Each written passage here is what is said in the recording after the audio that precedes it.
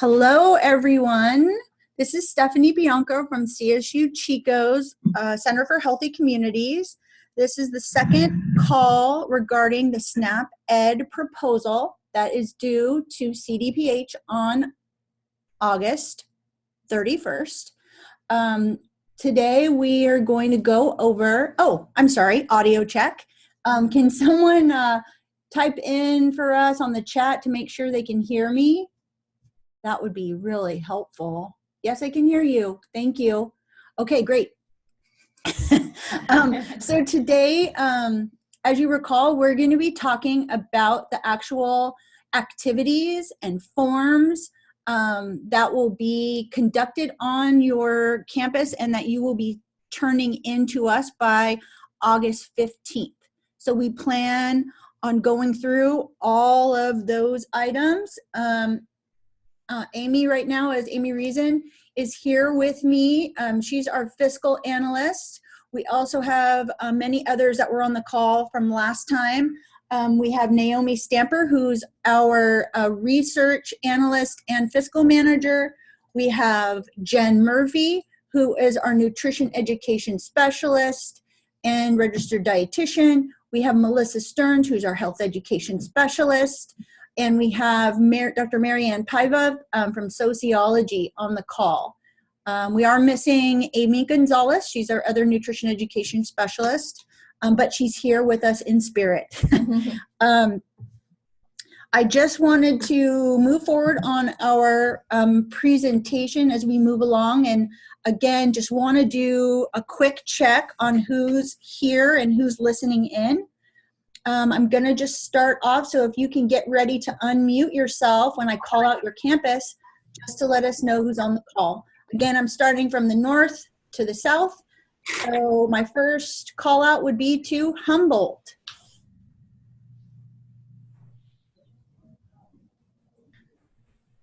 How about I go ahead and unmute everyone's lines temporarily? So good idea. Okay, all participants are unmuted. So can Humboldt please let us know if anyone's on the call? Yeah, hi, this is Raven Craig from... Hi, Raven. Oh, hi, Raven. Good to hear your voice. Okay, we got someone from Humboldt. How about Sacramento? Hi, this is Julie McGinty from Research Affairs. Rebo Hitchcock from Student Health and Counseling Services. Thank you very much for being on the call. East Bay? East Bay is here. Great, they're here. We have, Amy, I can't see the map. Jessica Medina, Stephanie Annette, and Morale Kazmedian from Fresno State. Great, thank you. San Luis Obispo? Lindsay Wingfield from San Luis Obispo. Great, thank you. I'm glad you're on the call.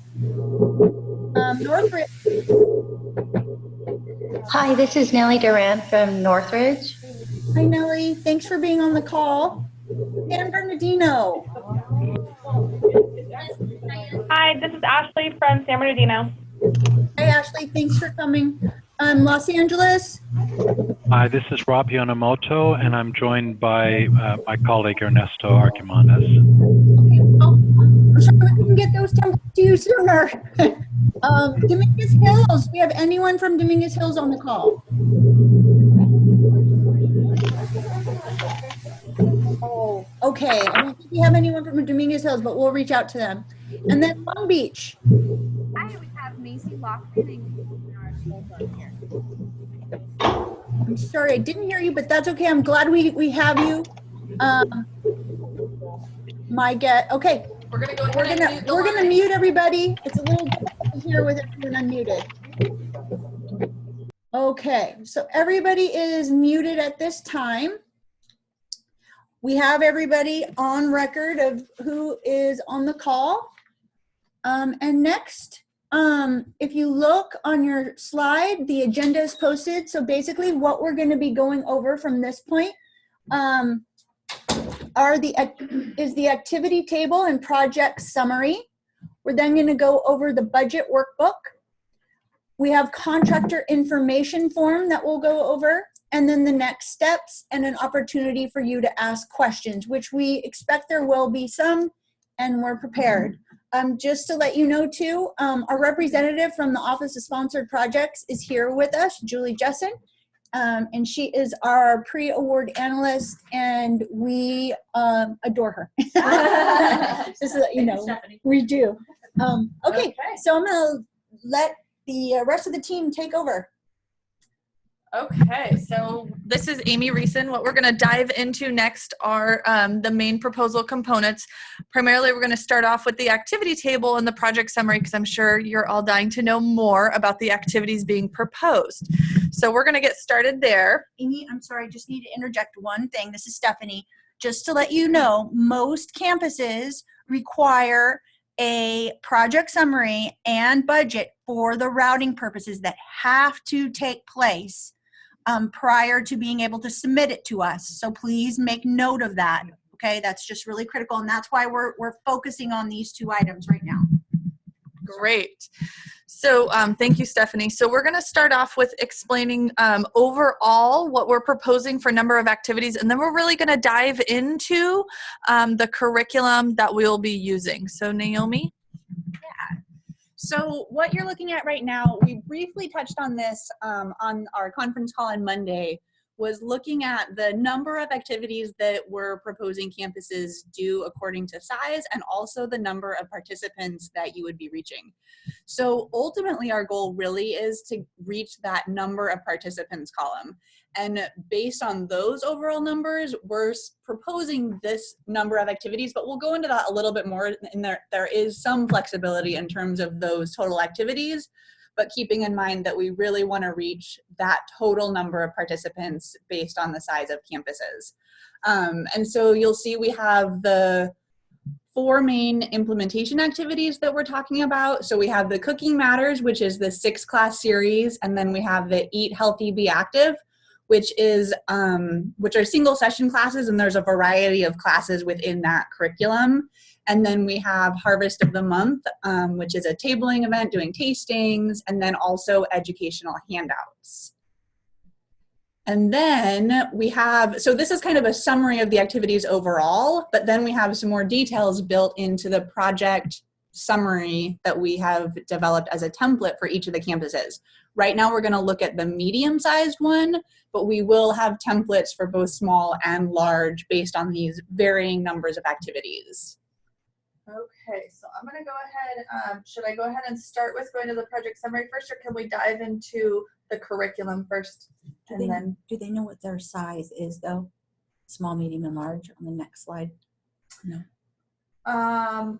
To define what a small, medium, and large campus is. Okay, yeah, and this was touched on briefly on Monday, but thank you, Stephanie, just to reiterate how we define the breakdown of a small, medium, and large campus. That information is up on your screen now. And again, it's broken down by campus enrollment, but that's the basis for the number of participants that you would ideally reach with this program. Yeah, so if we want to then, go into those links that we have open. All right, so let's get started with Cooking Matters. All right, this is Jennifer Murphy, and I'm going to kind of touch in on the specifics of what Cooking Matters is. That is the direct education component of your scope of work that we're going to review with you here in a little bit. And this is the series, the 6-week series. So the link we have on here takes us to the 6-week courses. This is through Cooking Matters, funded by Share Our Strength. And down here just kind of really explains what this 6-week cooking series is. So it's set up to be 6 weeks, 2 hours a week lesson. And within this lesson, participants are going to learn all kinds of stuff: knife skills, food safety, budgeting, how to prepare different foods, lots of really great information. There's also the possibility to do grocery store tours and really teach your participants how to shop. This could also even potentially be done on your food pantry or any of the other sites you might have on your campus.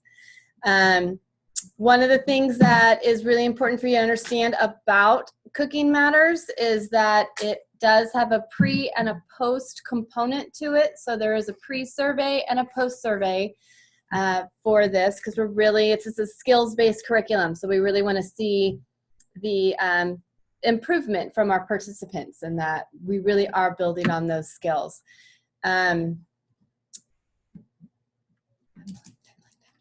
So I'm wondering if we can look back at that table really quickly, Jen, so that now that we've talked about the series, perfect, thank you. Yeah. Slide 4. Okay. So the idea is that then a smaller size campus over the course of this 18 months would do 2 series or 12 total activities. And then you'll see in the medium column, there's 3 series proposed for a total of 18 total activities. And then for the large size campus, it's 24 total activities or 4 series.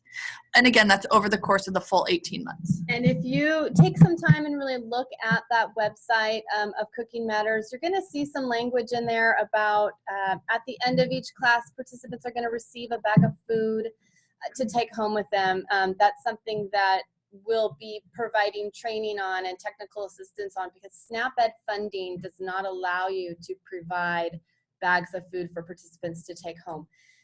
So I just want to kind of clear up that before you really start getting into that website. So what we can do is provide or pay for the food that's part of the lesson, but not to take food home. But you might have other funding available to you or have donations that you can grab to give the food to your participants. And so then next, we want to talk then about Eat Healthy, Be Active. Okay. Hi, this is Melissa Stearns. So the Eat Healthy, Be Active community workshops is going to fall under your single session classes. I love, love, love these workshops. There are 6 lessons in here. It is listed as a series. However, we're using this as standalone, so you can pull out any of those 6 lessons to do. They are each 1 hour, and it's so user-friendly. You are gonna love this. Each one of the lessons is listed out. They list out the objectives. There's an icebreaker. There are talking points. There are instructions for stretch breaks that are all interactive. And then there's some hands-on learning activities that you can get a choice of which activities that you want to do. And then each one of the lessons, we're scrolling through the table of contents right here, but each one of the lessons also is pretty heavy in handouts that you can reproduce. This is online, it's in English and it's in Spanish, so if you have any students who prefer Spanish, you can print those out as well. There are, when you get into each one of the lessons, there's tips for facilitators, and if you really read through what that is, it really walks you through everything that you need to do, every supply that you need to get for the entire series, the food items that you need to get, and then when you get into each lesson, it has Sorry. Amy's I gonna was Amy's just trying gonna to drive pull this. up an example. So when you get into each one of the lessons, it says before the workshop begins. So if you're using any student staff for doing this who aren't really used to facilitating workshops, again, this makes it so user-friendly. It's so easy to pick up, read that, prepare ahead of time just by reading that, and you can walk into that, and it's awesome. Amy has up on the screen right now each one of the 6 different lessons. So as you can see, they're really geared towards eating healthy food, making changes with how you eat, how you prepare your food. There is one of the lessons, number 4, is on losing weight and keeping it off. So it's really geared towards food and physical activity. The objectives are also listed in each one of the workshops. The icebreakers, many of the icebreakers have a taste testing. Many of the workshops actually have a taste testing, and I think as you saw, Amy just scrolled through the list of items that you would need to do if you were going to complete all 6 of those workshops, all of the food items to do. So many of the lessons have a taste testing in there as well. At the end of each one, there is an evaluation for each one of the workshops. And that evaluation is specific to that particular lesson. It is a Likert scale, and so it's from strongly agree to strongly disagree. I think it's 5 different points on that. And again, each one of these is so user-friendly. One of the lessons has, which is something that we find in the Cooking Matters, when we teach the Cooking Matters, we so often get people go, well, I've got this Southern fried chicken recipe from my mother that I really, really like. How do I modify that to make it healthy? One of these workshops does have a recipe modification lesson in it. So that one is super, super valuable. So again, in summary, these are going to be the single session workshops. You can pull out any of these 6 lessons. They're about an hour in length. Everything you need is complete in this packet. You can get it online. It's in English and Spanish, completely user-friendly. You will love it. And they're fun. Yeah. And everybody loves them. So can't say enough good about them. I would like to just add in terms of, and I don't know if we're going to go over Harvest of the Month. Yep, we're going Okay, over that I'll wait next. until after you're done with Harvest of the Month. Okay, thank you, Melissa, for reviewing the Eat Healthy, Be Active. So I just brought up the table again, showing the proposed number of activities, but more importantly, the proposed number of participants to reach based on the small, medium, and large campuses. So there in the table, you can see on the Eat Healthy, Be Active line, for a small campus, we're proposing reaching 480 students, medium 720 students, and large 960 students over the course of the 18 months.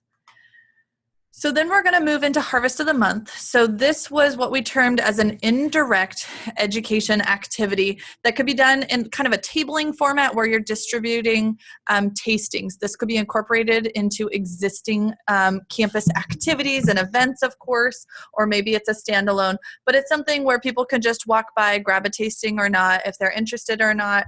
And so I'm going to go to the Harvest of the Month website right now and just show you some of the resources that are available there.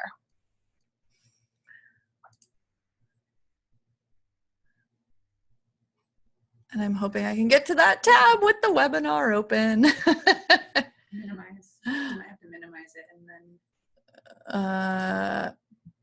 Perfect. Thank you, Naomi. Okay, so here we are at harvestofthemonth.org, or is it .gov? It's now through CDPH. Yeah, it's now through cdph.gov. So again, Harvest of the Month, just like the Eat Healthy, Be Active, it's all free materials. All of it's available on the website, and they have a variety of different materials available, but they're all focused around one produce item. So the concept behind Harvest of the Month is that you would highlight one produce item each month. It was originally developed for elementary age classrooms, but we found that it works community-wide. And now there are actually materials available to be used in any setting. So I'm going to go to the Download Monthly Elements button here on the left and show you some of what they have available. So you can see they have a wide variety of different fruits and vegetables to choose from, and then they have multiple elements. They have an educator newsletter, family newsletter, community newsletter, and a menu slick. We really recommend using the community newsletter as your source of education. It's a very easy to use one-pager. You could print it out and put it on a table stand while you're distributing tastings. And so the idea, again, with Harvest of the Month is that you're distributing tastings at in a event setting. In order to distribute tastings with SNAP-Ed, you do have to have some form of nutrition education along with it. This provides that approved nutrition education materials to go along with your tasting. Any more to add about Harvest of the Month? Just to let you know, we've been using Harvest of the Month for, over 12 years. We've done a lot of research on the effectiveness of Harvest of the Month, and we know for a fact that these tastings alone increase selection and consumption. And that's not based on self-reports, it's based on observation. So we've made significant impacts among our region, or the low-income students in our region. Basically, Harvest of the Month tastings mimic the Costco model, which we're all, I'm sure, familiar with, or many of us. So we do know it works. And something that we want to consider with Harvest of the Month is connecting with other departments on campuses to showcase the Harvest of the Month, incorporating Harvest of the Month in the other activities, whether it's the 6-week Cooking Matters series or the individual sessions, and also tying it with local farmers markets, local food, possibly looking at it in terms of substitutions and other recipes. So there's lots of ways we can utilize this information. So I just wanted to clarify that. I believe we're going to briefly talk about some of the other miscellaneous materials that we can provide. I know Amy has it brought up on the slide in terms of the many types of educational handouts. This is really important in terms of reaching a lot of students. We do envision this being on existing locations on your campus. If you do have a food pantry, for example, or health centers where this can be readily available. And there's lots of campaigns. And I'm not sure who is going to. Yeah, thanks, Steph. So I just brought up the table again. I'm going to bump back to Harvest of the Month and again point out the number of participants recommended to reach. You'll notice that the number of activities that we proposed over the 18 months was 8. We felt that if you did this on a monthly basis over the course of the academic year, 8 would be reasonable to do. But you could bump it around. You could include summer. And then we also have some programs that have done like a Harvest of the Week for a condensed period of time. So it could be implemented in multiple different ways, but it's just the number of actual participants that we propose scaling. So then talking about the educational handouts, and that's where Stephanie was going with the materials. So CDPH provides multiple different materials, whether they are cookbooks, recipe cards, brochures, flyers, actual displays, so on and so forth. And so we will be able to link you up with all of those sources of free materials. Melissa also mentioned with the Eat Healthy, Be Active that there's lots of handouts in there.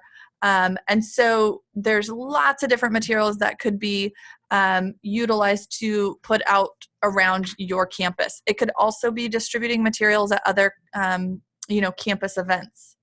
So I'm going to pause there and address some of the questions that are rolling in. This is a really great time if you have questions brewing in the back of your mind already to please type them in the chat box and we'll review the questions. So 1, our campus is expected to do both Cooking Matters and Eat Healthy, Be Active and meet the combined number of students reached. And the answer to that is yes. We are proposing that you do both the series-based classes, which is Cooking Matters, as well as the standalone classes, Eat Healthy, Be Active. Some of those could be done with the same participants, but ideally you're reaching multiple populations throughout your campus. This is Stephanie. I just want to clarify some of the numbers that are being presented because I am based on one of the questions in the chat box. I think it's confused some individuals and it may look a little overwhelming. When we talk about Cooking Matters, we're talking about the same individuals attending the 6-week series. That's the intention of this particular intervention.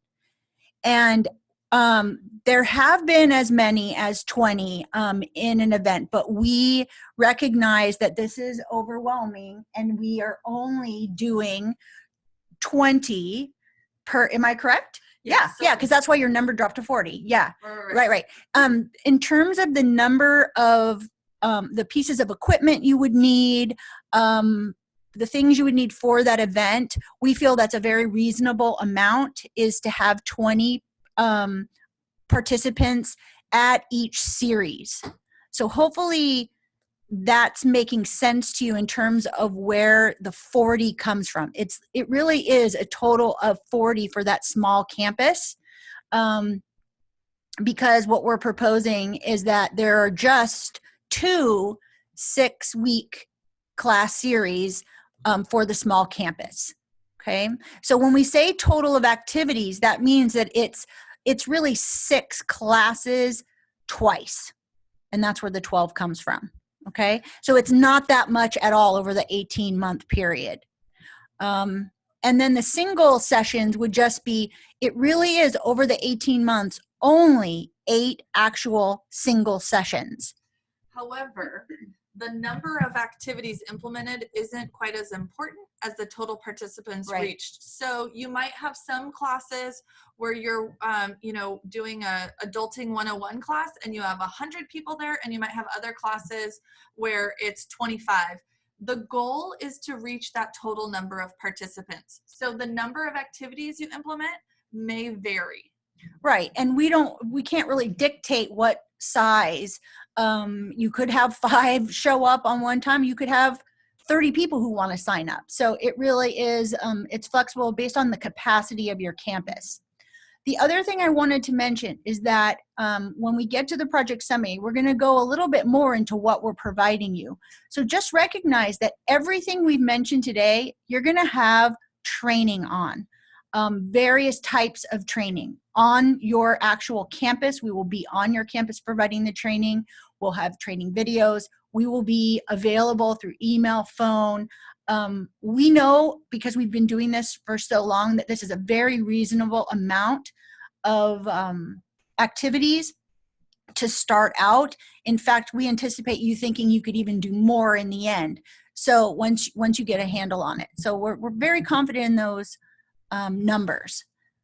Is there any other clarification you think we need to make, Amy?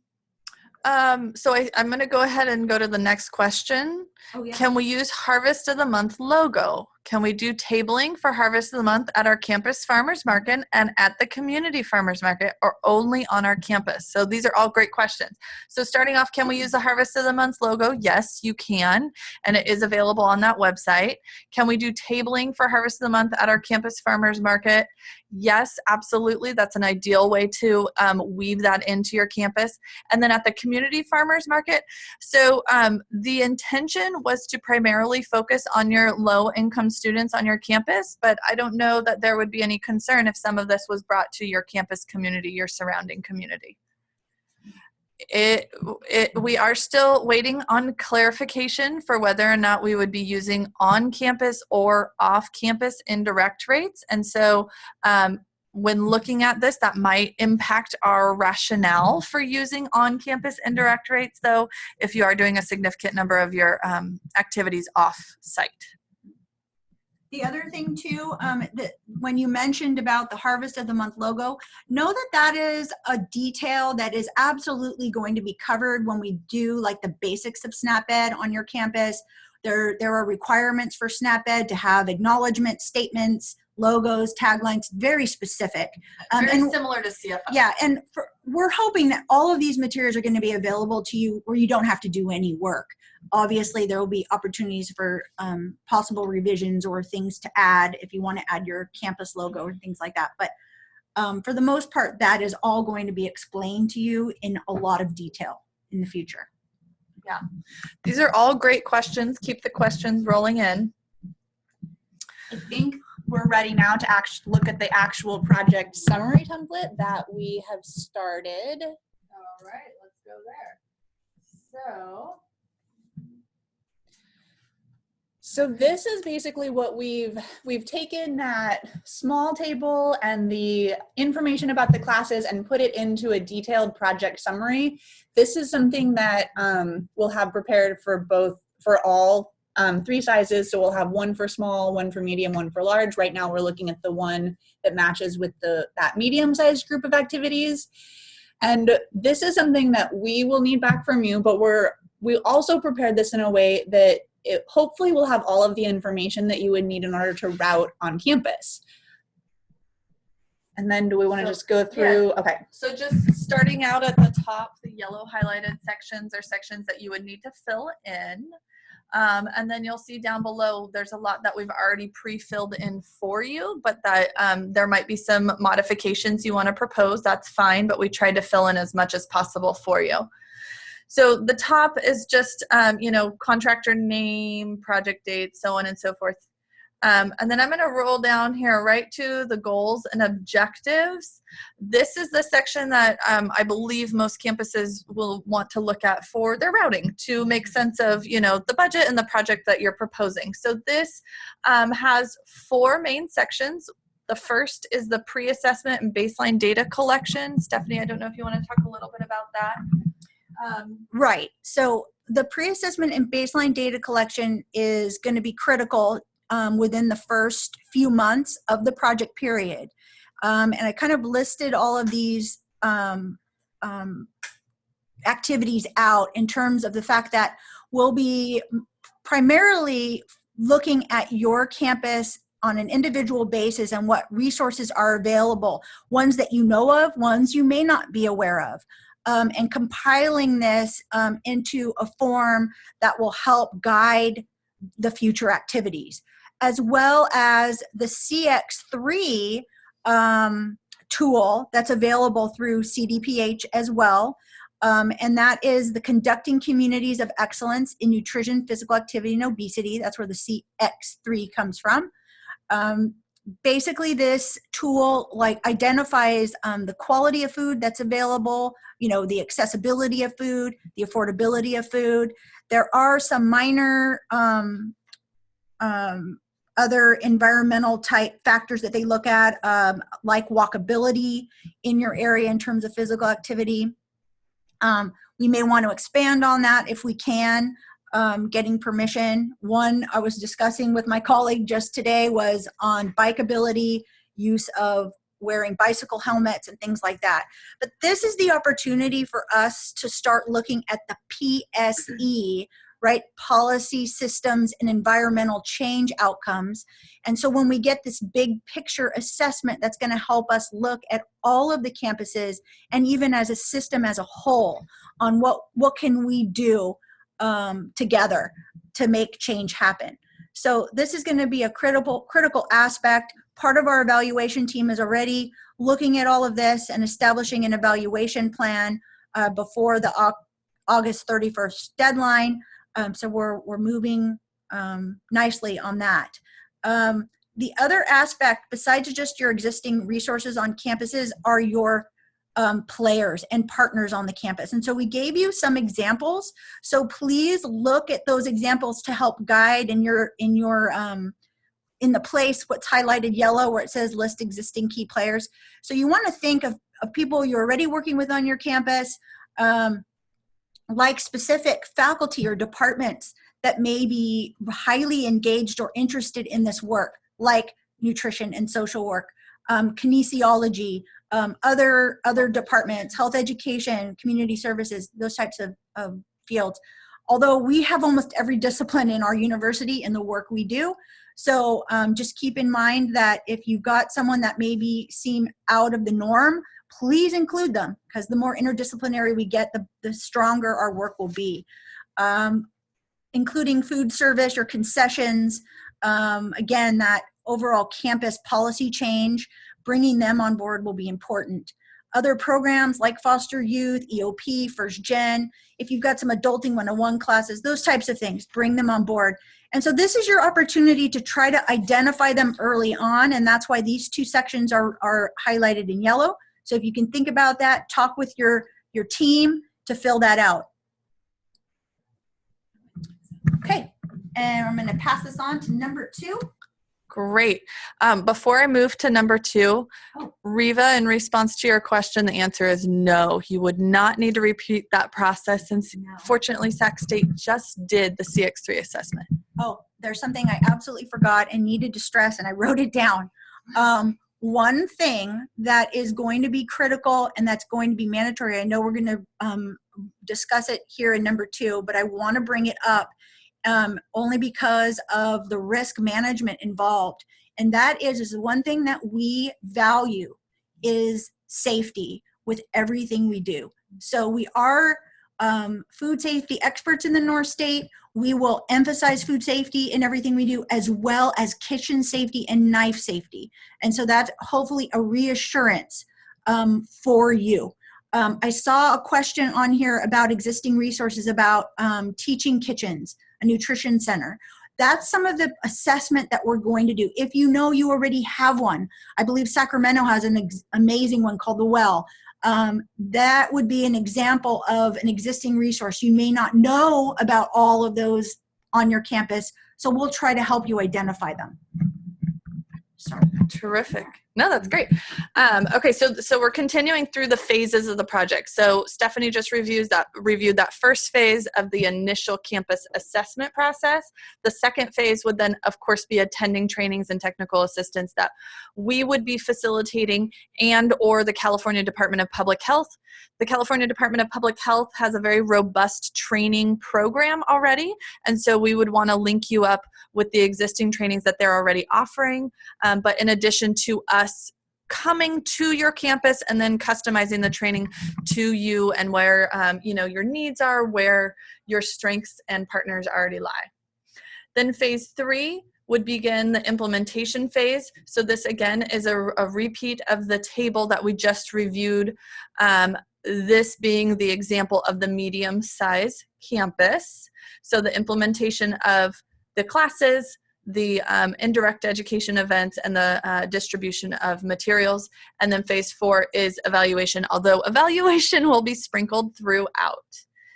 So then we roll into the section of this document that's titled the scope of work. And the goal with this section is to have this be part of your eventual contract, hopefully, should the proposal be funded. So this section goes through the specific activities that would be required. So a section A1 is really just about, making sure we're in compliance, that we are staying in communication regularly, that you're attending trainings as needed, you're completing quarterly invoicing, semi-annual activity reporting, completing the impact outcome evaluation component, so on and so forth.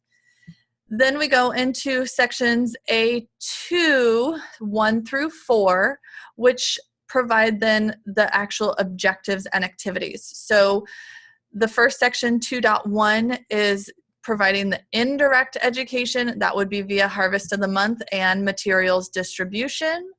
Then we have section A 2.2, which is the direct nutrition education, and that's through the series-based classes with Cooking Matters and the single session classes with the Eat Healthy, Be Active. 2.3 is regarding convenings. We're encouraging convenings to happen on your campus with your campus community as well as statewide. We'd like to bring us all together to share best practices. And then section 2.4 is selecting and beginning the implementation of a policy system or environmental change strategy on your campus. And that is the end of this beautiful document. So again, this is the document that we're asking that you submit for the programmatic components. As we said, most sections are already filled in for you. Those that need your additions are in yellow. However, we're of course open to tweaking and modifying based on your campus where needed. But we're hoping to at least meet that minimum number of participants proposed.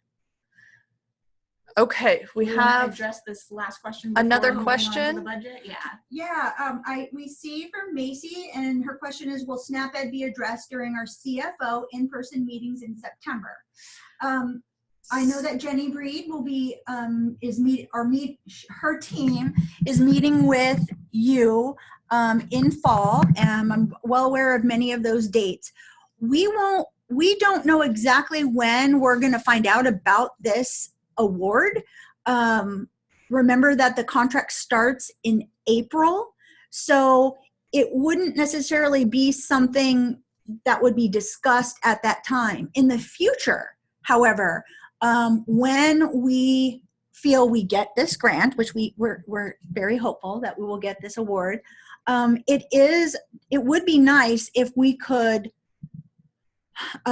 mirror some of these activities or trainings at the same time. We think it would be most convenient. So one day maybe a CFO training and the next day would be SNAP-Ed. We're going to be really open to this dialogue with the campuses and what works best with you, and will be the most cost effective. So I hope that answered your question. If not, please clarify or let me know what you meant. Oh, great. Okay. Okay, so I think that takes care of our activity portion of this call. So now we're going to move on to the budget. So in just a minute, we'll look at the budget template that we'll be providing, but we just wanted to look at these numbers a little bit more closely once again, based on campus size, which remember relates to the number of activities we're proposing campuses do and the number of participants that will be reached. We have it broken down a little bit more today for you. So we have maximum amounts for the 6 months budgets, and then also for the full year budget here. And once again, this is kind of the amounts we're going with are based on what CDPH would generally fund a small county for. So, because a campus is pretty much like a county. I'm going to. Actually, many of the campuses have much larger populations than some of the counties in the north. They do. They do. So this is the CDPH budget template. Once again, we're going to provide these for small, medium, and large. This template goes by year. So there are 2 different templates. One will be for the 6-month period and one will be for the 12-month period. We are going to start with the one that is for the full 12-month period, even though that will actually be the end of this contract, but there are some formulas that are a little confusing in the 6-month one. So we wanted to start with this one because it makes a little bit more sense. And I just want to mention again that we're providing you with the blank template and also sample budgets. These are just proposed samples. You are by no means required to stick with this. It's just a layout of a proposed idea. But you are held to the total amount in the end. Correct. Yes. And did you explain that why these documents look the way they are? Because they're for CDPH. So that's important. Yeah. I promise we did not make this template. Just very similar to, CFO, their budget templates are locked in by CDSS. These budget templates are locked in by CDPH. So we do have to stick with this template. Don't get mad at us. Fortunately, a lot of the formulas are already worked out for you. It's just, I know it's not the most pretty looking budget. So the first thing I want to point out is that down here at the bottom, there are these 2 worksheets, sub staffing A and sub budget justification A. We would like everybody to fill out those letter A tabs for us, because we will then compile them all into one budget workbook altogether. So if you can all just stick to these 2 tabs, then we can copy everything over into one budget when we have everything. So this is the first worksheet that you'll need to fill out. You'll notice up here is where you'll want to enter the legal name of the entity that is applying with us. And then here's where your staffing will be. So once again, we put in some examples. This is not what you need to stick with, but this is somewhat what we would put into a budget essentially if we were implementing these activities on our campus. And so over here, then you'll see that you're splitting out the % of this person's time between administrative activities and direct SNAP-Ed delivery. For the most part, we're anticipating that most of your staff will be 100% in this column, but if they're not, that's okay. You'll just need to provide us with the split that will be there. And just worth noting, CDPH gives a general guide that 10% of your personnel costs can go to admin. It's a general guide, not a hard, fast rule. And so then the next column here is annual salaries. We've put in formulas for most of these. We try to have it that way as often as possible so that it's easy for us to figure out what's going on. This template doesn't always work out how we want it to, though. So if you're having a problem with the template, you might just have to hard enter something because sometimes it does just give errors. And then the next column over here will be that person's FTE. And then this next column will fill out automatically. And then next you have benefit rates that need to go in there. And is this for the medium? Yes, this is for medium. And then down here, this is what the default is for what any benefits include. If that is what your benefits include, you can leave it as such or adjust it to match what your benefits include. And then I just want to point out this one spot down here where it adds up the FTE for you, because this will be important when we go over to this worksheet over here. So here then are where all of the other costs will go on this sub-budget justification A. Let's minimize that. So there are, let's see, 9 different categories on this worksheet. And so it starts out with supplies here. And so most likely supplies in here would be kind of general office supplies. Here is where that FTE calculation matters. So this FTE needs to match whatever the FTE is over on this worksheet. If it doesn't, for some reason, if for some reason your calculation for operations is different for your staff, then we need you to explain why in this, this cell over here. If you can just put a description of the formula, how you're calculating that FTE if it doesn't match. And so then this is just an example we put in based on some numbers. And so you'll see that we put in cost per item and then the number of months here to calculate out the total. Below here in this next section is where computers will go. You'll see when we pull up the 6-month budget that we do have a laptop listed in there. So I'll show you the description we use for that when we get to it. And then here is where all of our supplies for our classes will go. And so for the most part, these are all laid out and calculated based on formulas. And so it's fairly clear how we're getting these numbers. So feel free that if you want to adjust any of these numbers, if you think you're going to spend more on tastings or slightly more on any handouts or anything like that, feel free to adjust them accordingly. Yeah, yes. We do have a maximum cost per participant of $2.50 for a tasting. Yes, so it's a cost per tasting. And the $2.50 maximum cost per tasting must also include any paper goods that accompany that tasting. So it includes napkins, gloves, forks, spoons, if that's used. So that is a full cost per tasting. And though that would apply to this line here, and this one here. So you'll notice right now we have $1.50 for the class tastings and then 30 cents per tasting for the harvest of the month tastings. We wouldn't recommend going much below these numbers. This is probably what your minimum would want to be. But if you feel like you are going to be spending more than this on items, then feel free to bump it up. We just still need it to fit within the total budget amount.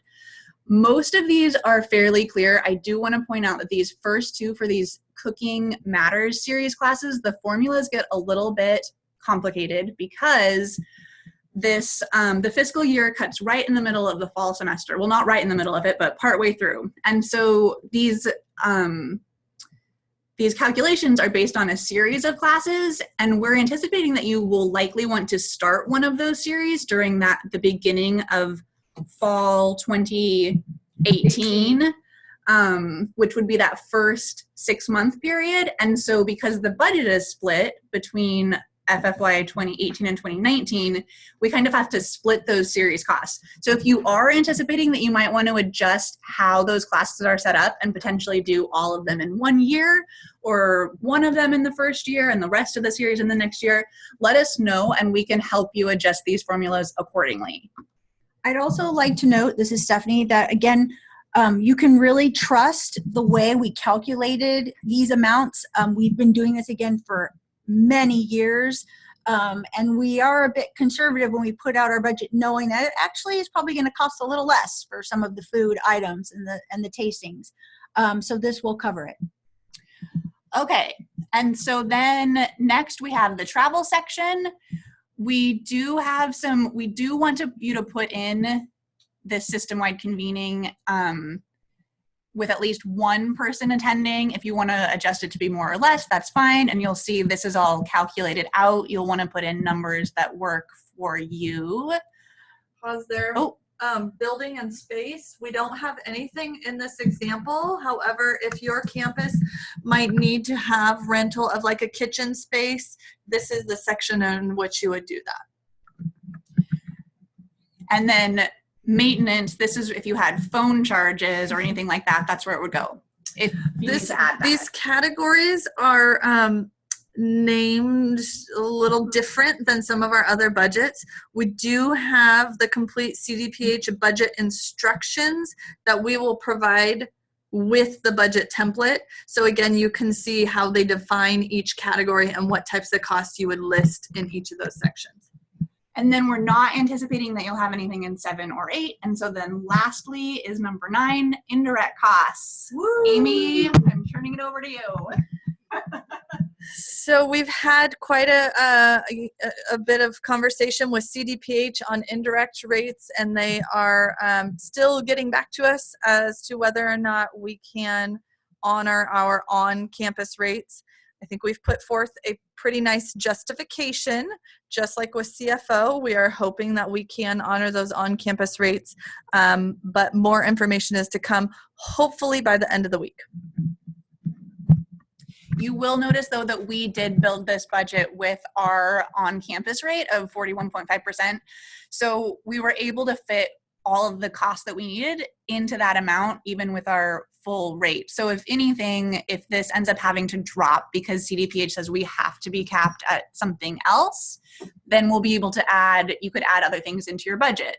But yeah, so that's how this budget was built, with our on-campus rate. And then just worth mentioning, as Naomi said, sometimes the formulas don't work out in our favor. It tends to be that when you have a larger indirect rate, it's harder to balance the bottom line to the exact dollar, but we have some ways of finagling it to work. So if you have that issue, don't pull your hair out on making it balance to the dollar. We can help with that. Yes. Okay, so it looks like we're getting close to the end of our time here, and I think we're almost done, but I pulled up our 6-month budget. I'm just going to show you a few of the calculations that are slightly different. The one thing I wanted to point out was this FTE, and you'll notice it's a lot different than the FTE on the last budget, but that's because we had to do a calculation for a 6-month period. So you'll notice in all of these formulas, the FTE is very similar to what's in that full year budget, but we're having to multiply it by 6 months out of 12 in order to get the totals to work out, because everything else is locked down in this budget. So we don't really have any other choice as to where to put in to force that change in time period.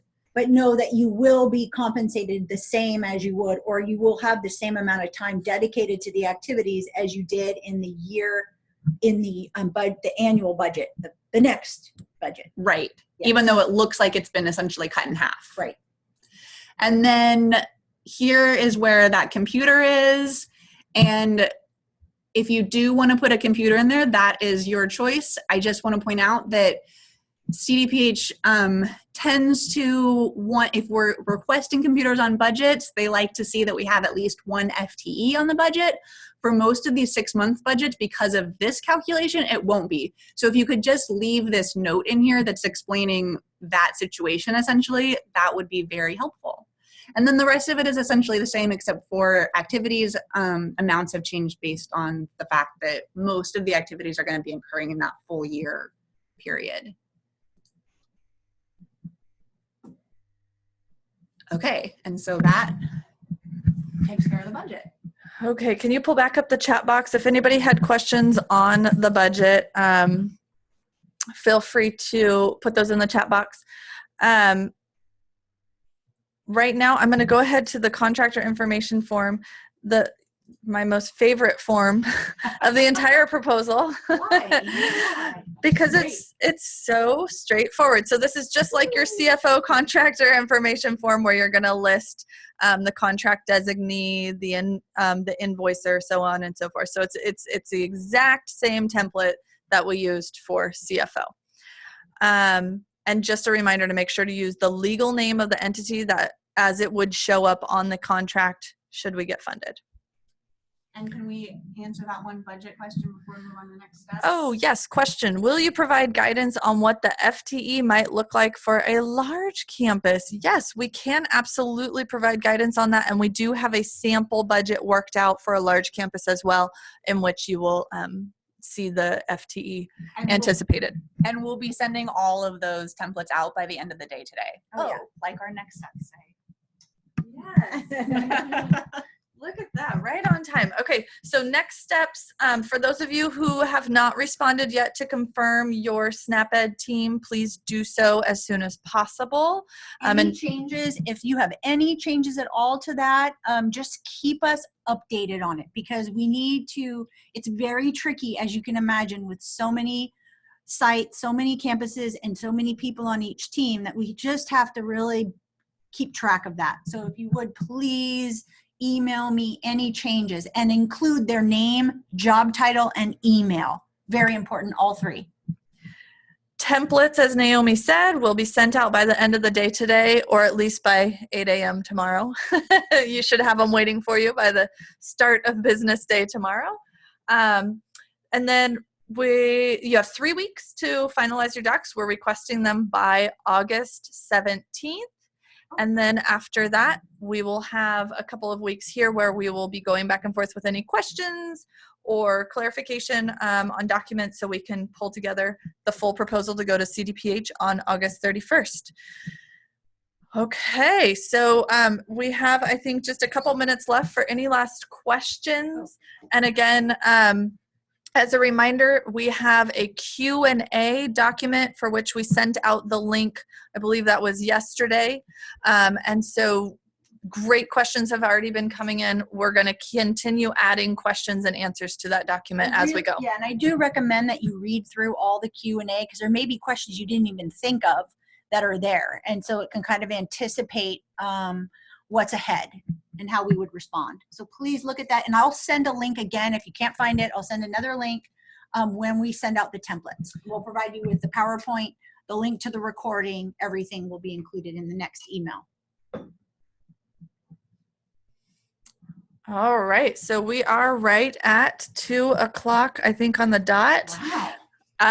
So we're here if you have a few more burning questions. Otherwise, thank you everyone for participating in the webinar today, and we look forward to more follow-up. Ooh, we do have another question. And that is actually answered in the Q&A, and it has to do with if we have to have CalFresh or eligible. No, they do not have to be, but we are targeting those who are eligible, and that's critical. It would just be like us working in a school or a school district where they are deemed an eligible site. Not all of the students would actually be eligible for CalFresh, but they're part of it. What's key is that you're going to be recruiting and gearing all of the recruitment for your activities around the CalFresh eligible students or those already receiving CalFresh.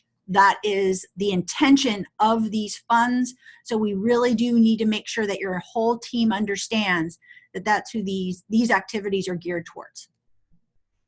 Hopefully that helps. Oh, what is that question?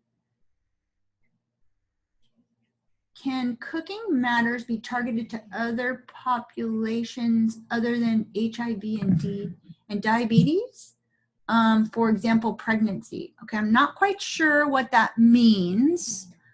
They're not targeted. maybe you could clarify what he means So by that. this is Jennifer. So really for Cooking Matters, we're targeting your college students. They don't have to, be in a certain category. The curriculum available for Cooking Matters, which I totally forgot to say, there's curriculum for teens, for families, for adults, for kids. We're suggesting that you're going to use the adult curriculum for Cooking Matters. And it's basic nutrition education. So it's not really specific because there's a lot of medical nutrition therapy that needs to go into teaching somebody with HIV or with diabetes. And that is not something that SNAP-Ed wants us to do at all. It is not any type of medical nutrition therapy education. It is nutrition education, basic nutrition education. Primary level of Yeah. prevention. Right. However, when you're giving these classes and sessions, questions regarding medical nutrition therapy or questions related to obesity related diseases, food allergies, those types of things do come up. There's no way to control for that. We do want to be able to provide you with information to help or to guide students in the directions, because again, you do need, in terms of risk management, you do need to have that evidence-based information available to them, and it can't just be information that you think might be helpful. So hopefully that helps clarify. Any initial feedback that you have regarding the activities being proposed and how it might partner well with CFO? We're definitely open to your feedback. Please provide that as well. And we will be having a call later after we hear more about the funding on the evaluation, on getting feedback from these activities, and eventually trying to gear these activities specific to the college student population. So it doesn't look like we have any more questions at this time. If you do, please email me. Let me know, and we'll try to get those answers to you right away. I really want to let a huge thank you to all of you for being on the call, and we're super excited moving forward. We think we're going to do some amazing things with all of you, and it feels so good to be a part of this huge CSU system.